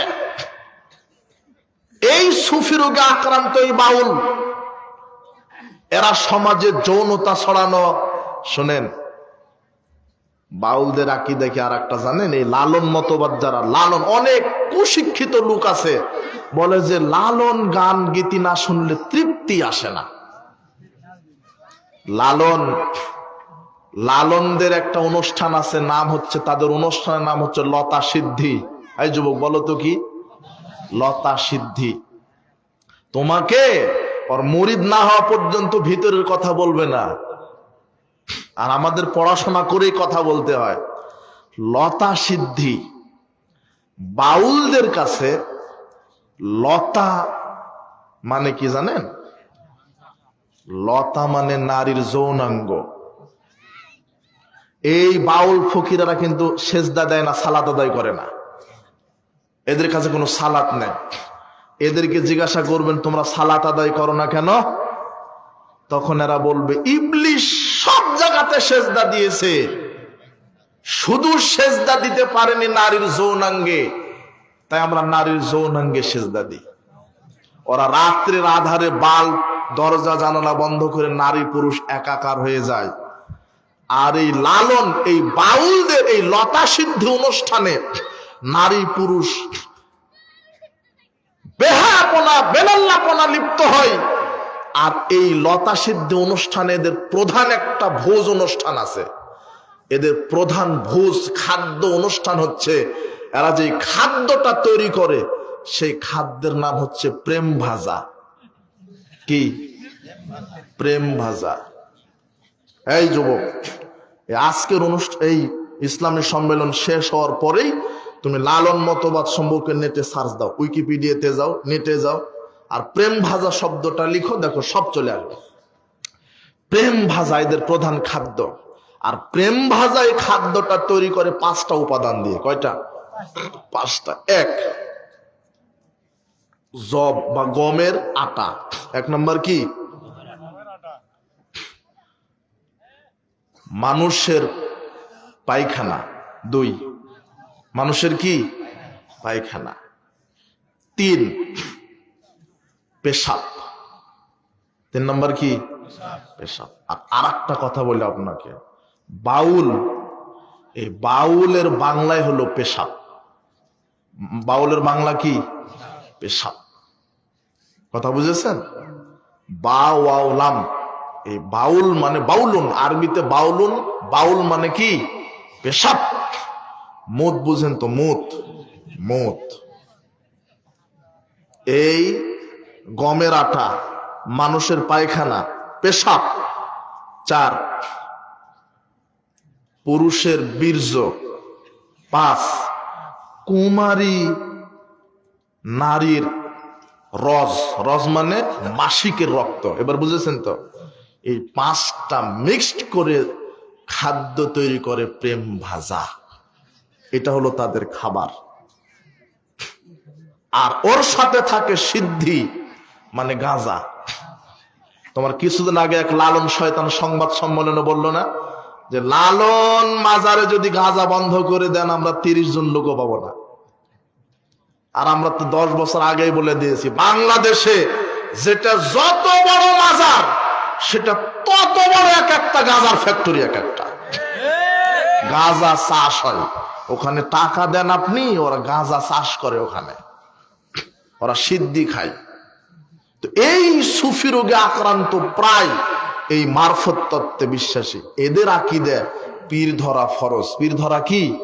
এটা কোরআনে আছে।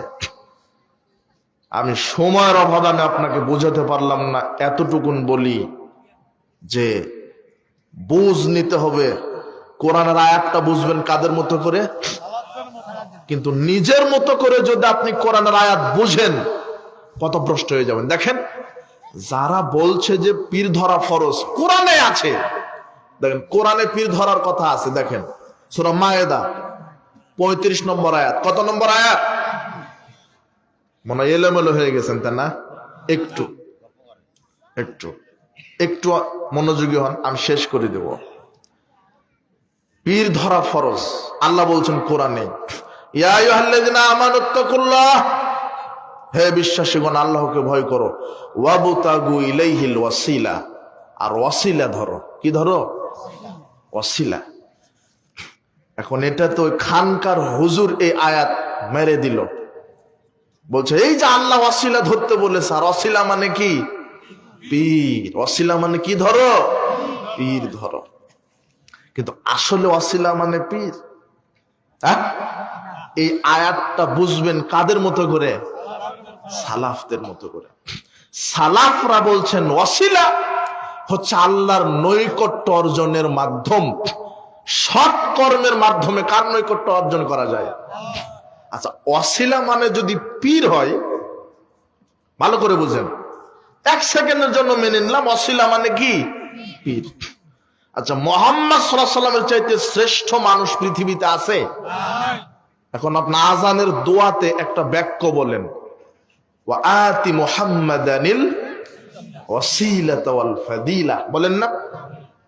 এর অনুবাদ করেন তো। ওয়া আতি, আল্লাহ তুমি প্রদান করো, মুহাম্মাদান, মুহাম্মদকে, ওয়াসিলা মানে পীর। এক সেকেন্ডের জন্য আমি বলেছি, আল্লাহর কাছে বলছেন আল্লাহ তুমি মুহাম্মদকে একটা পীর দান করো। হ্যালো,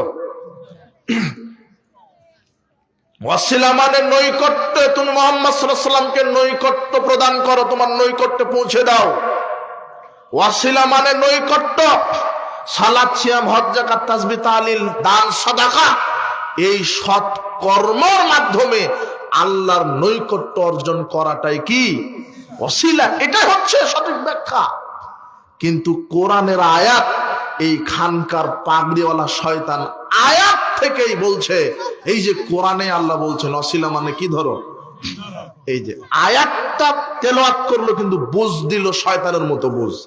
কিন্তু এই বুঝ নিবেন, আমাকে আয়াত বুঝতে গেলেও কাদের মতো বুঝ নিতে হবে?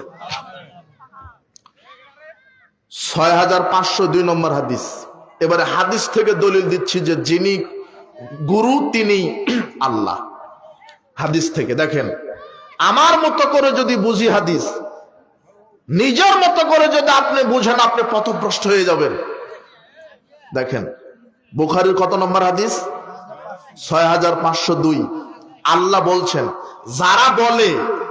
যারা বলে পীর ধরা ফরজ কোরআনে আছে, ওই যে দলিল দিল না, বুঝেন ভালো করে।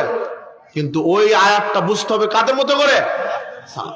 এখন দেখেন, যারা বলে যিনি গুরু তিনি আল্লাহ, বলে না, এই দলিল হাদিসে আছে। কোথায় আছে? হাদিসে আছে। দেখেন 6502 নম্বর হাদিস সহিহ বুখারীর। আল্লাহ বলছেন, আমার বান্দা আমি যেগুলি ফরজ ইবাদত দিয়েছি তা তো করে নফল ইবাদতের মাধ্যমে যারা আমার নৈকট্য অর্জন করে, ভালো করে শুনেন, আল্লাহ বলছেন হাদিসে কুদসি 6502 নম্বর হাদিস। আল্লাহ বলছেন, যারা আমি যেগুলি ইবাদত ফরজ করেছি সেগুলো তো করে নফল ইবাদতের মাধ্যমে আমার নৈকট্য হাসিল করে। যেই বান্দা নফল ইবাদতের মাধ্যমে আমার নৈকট্য হাসিল করে, সেই বান্দার আমি 2 হাত হয়ে যাই। কি হয়ে যায়? বুঝেননি মনে হয় কথা। আল্লাহ এত খুশি হন, যেই বান্দাটা আল্লাহর বেশি বেশি ইবাদত করে, আল্লাহ ওই বান্দার প্রতি খুশি হয়ে বলেন, আমি ওই বান্দার 2 হাত হয়ে যাই। কি হয়ে যায়? আমি ওই দুই বান্দার দুই চোখ হয়ে যাই, আমি ওই বান্দার দুই পা হয়ে যাই, যেই পা দিয়ে সে হাঁটে। আমি ওই বান্দার দুই চোখ হয়ে যাই, যেই চোখ দিয়ে দেখে। আমি বান্দার দুই হাত হয়ে যায়, যে হাত দিয়ে ধরে। এই তো খানকার হুজুর হাদিস পেয়ে গেল। এই যে তার মানে যে ইবাদত করতে করতে মারফত হাসিল করে ফেলবে, ওই ব্যক্তি আল্লাহতেই পরিণত হয়ে যাবে। নাউজুবিল্লাহ। হাদিস আল্লাহ নিজেই বলছেন, আমি এত খুশি হয়ে যাই, ওই ব্যক্তির দুই হাত আমি আল্লাহ নিজেই হয়ে যাই। তার মানে ওই ব্যক্তি কি হয়ে গেছে এখন? এটাই বায়জিদ বোস্তামের আকীদা, হুয়াল কাউলু বিআন্নাল্লাহ ইয়াহিল্লু ফিল ইনসান। বায়জিদ বোস্তামি বলছেন, মানুষ যখন ধ্যান করতে করতে ইবাদত করতে করতে মারিফত হাসিল হয়ে যায়, তখন মানুষ আল্লাহ হয়ে যায়। এই জন্য বায়জিদ বোস্তামি বলছেন, আমি 7 বছর আল্লাহকে খুঁজলাম, কোথাও পেলাম না, আমি বায়জিদ বোস্তামি নিজেই আল্লাহ। এই মারফত পীরদের আকীদা, যিনি পীর তিনি কি আল্লাহ। মানে ও ধ্যান করতে করতে ওর দুই হাত কার হাত হয়ে গেছে? ওর দুই চোখ কার দুই চোখ হয়ে গেছে? আর এটা তো বুখারীর হাদিস। আল্লাহ নিজে বলছেন, যে ব্যক্তি নফল ইবাদত করে করে আমার নৈকট্য পৌঁছে যায়, আমি আল্লাহ তার দুই চোখ হয়ে যাই, আমি আল্লাহ তার দুই পা হয়ে যাই। তার মানে ওই লোকটা এখন কি হয়ে গেছে? এটা হাদিস। কিন্তু এই হাদিসের বুঝ, এই বুঝটাও নিতে হবে মানহাজুস সালাফ। এই হাদিসটা বুঝতে হবে কাদের মতো করে? আব্দুল্লাহ ইবনে আব্বাস রাদিয়াল্লাহু, আব্দুল্লাহ ইবনে মাসউদ রাদিয়াল্লাহু বলছেন, আল্লাহ ওই ব্যক্তির দুই চোখ হয়ে যায়, মানে ওই চোখ দিয়ে আল্লাহ যা নিষেধ করে, ওই দুই চোখ দিয়ে ওই ব্যক্তি আর তা দেখে, ওই ব্যক্তি সেটাই দেখে যেটা আল্লাহ দেখতে বলে। সুবহানাল্লাহ। ওই ব্যক্তিটা সেই পথেই চলে যেই পথে কে চলতে বলেন। ওই ব্যক্তি ওই জিনিসই ধরে যেটা কে ধরতে বলেন। এটা হলো সঠিক ব্যাখ্যা, এটাই হলো সঠিক বুঝ। কিন্তু শয়তান বুঝ মেরে দিল যে ওই যে ও ইবাদত করতে করতে পীর ও আল্লাহ হয়ে গেছে। এই যে হাদিস থেকে দলিল দিল পীর ধরা কি ফরজ। তাহলে আমাকে কোরআনটা বুঝতে হবে কাদের মতো করে? আমি বুঝবো শরীয়ত, বুঝবো সালাফদের মতো করে। আমি ঈমান আনবো কাদের মতো করে? আমি আমল করব কাদের মতো করে? সালাফদের মতো করে। আমার প্রত্যেকটা, শোনেন, মানহাজ এই শব্দটাই ব্যাপক। একজন মানুষের সার্বিক দিক এবং বিভাগ নিয়ন্ত্রণ করে যেই বস্তুটা, সেটার নাম কি? মানহাজ। আমার সাথে আবার বলেন মানহাজ। সকালে যান বললেন না যে মাযহাব সম্পর্কে আলোচনা করলেন। আমার এক উস্তাদ আকীদা সম্পর্কে আলোচনা করেছে, আকীদা। তো জনগণ বলছে 1.5 ঘন্টা মাওলানা সাহেব আলোচনা করলো, কিন্তু আকিকা গরু দিয়ে না খাসি দিয়ে এটাই তো বললো না। কথা বুঝেন নেব না?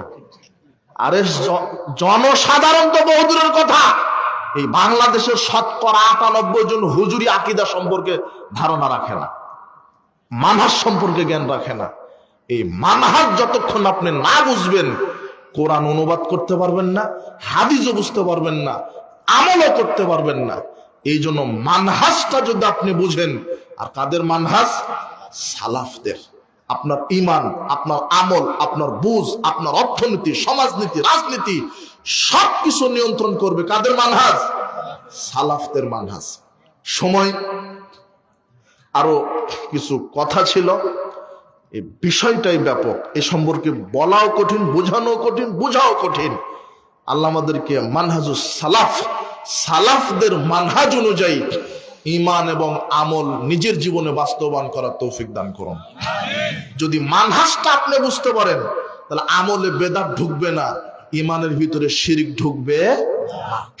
আজকে রন্ধ্রে রন্ধ্রে শিরক, রন্ধ্রে রন্ধ্রে বিদআত, সালাতে বিদআত, সিয়ামে বিদআত। বাংলাদেশের মানুষ সালাত শুরু করার পূর্বে 8টা বেদাত করে, শুরুই করেনি, শুধু রেডি হতে 8টা বেদাত। কয়টা? আরে শুধু রেডি হচ্ছে, রেডি, শুরুই করেনি, শুধু রেডি হতে 8টা বেদাত। তার এক, ওই যে জায়নামাজের দোয়া মেরে দিল। কথা বুঝেননি মনে হয়? অত জায়নামাজের দোয়া বলে দোয়া পৃথিবীতেই নাই, কোন হাদিসের কিতাবে আরবিতে লেখাই হয়নি। বুঝেননি মনে হয়? ওটা কোরআনের আয়াত। এরপরে কি?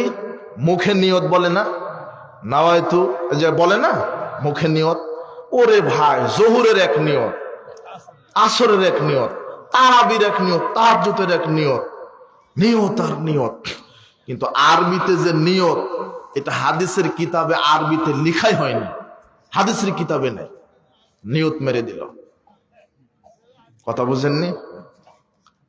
ইমাম সাহেব আলাদা আর একটা নিয়ত, আনা ইমাম হাদারা অমাইহাদুরুন, আমি উপস্থিত অনুপস্থিত সবার ইমামতি শুরু করলাম।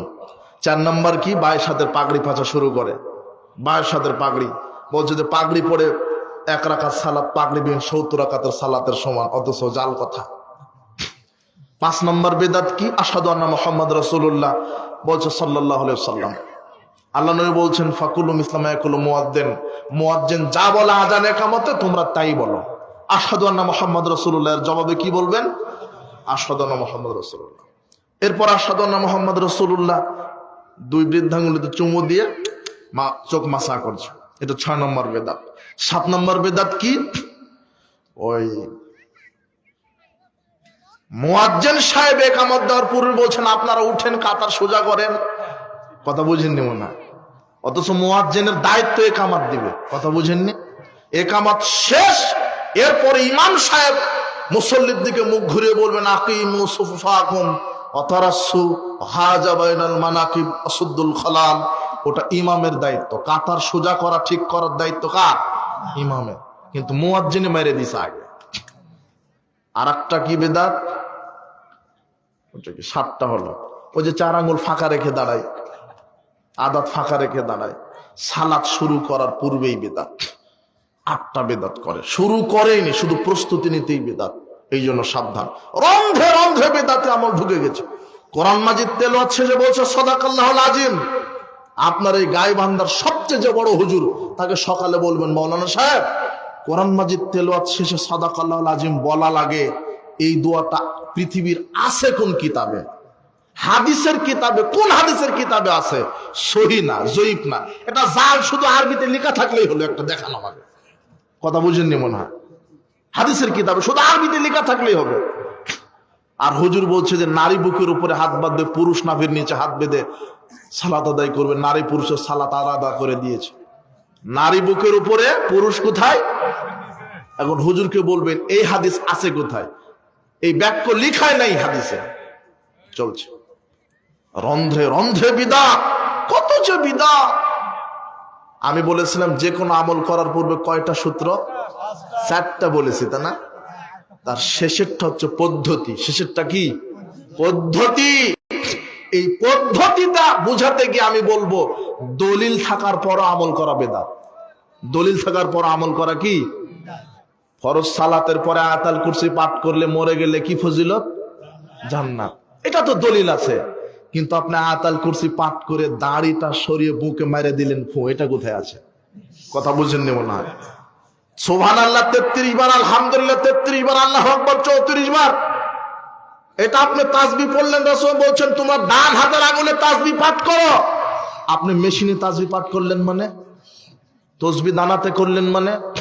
এক মাদানি আমাকে বলছেন তসবিহ দানাতে তাসবিহ পাঠ করা একটা বেদাত বলা যাবে না, বলতে হবে মাকরু। আমি বললাম মাদানি সাহেব আপনি এখনো মাকরুতেই আছেন।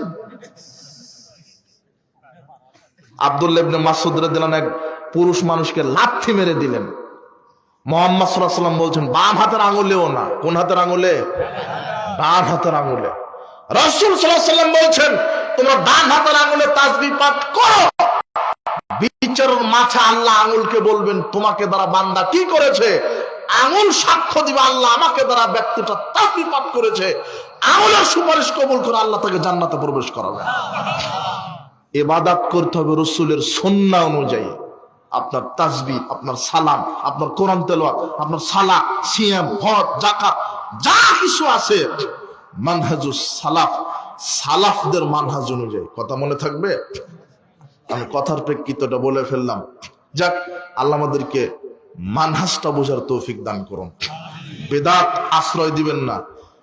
বাপ দাদার দোহাই দিয়ে, বড় আলেমের দোহাই দিয়ে, কোন সংগঠনের দোহাই দিয়ে, অমুকের দোহাই দিয়ে বেদাত গাঁও জোয়ারি করে কায়েম রাখার চেষ্টা করেন না। বিশ্বাস করেন রাসূল সাল্লাল্লাহু আলাইহি ওয়াসাল্লাম যেটা করেননি, করতে বলেননি, সেটাতে কল্যাণ নাই।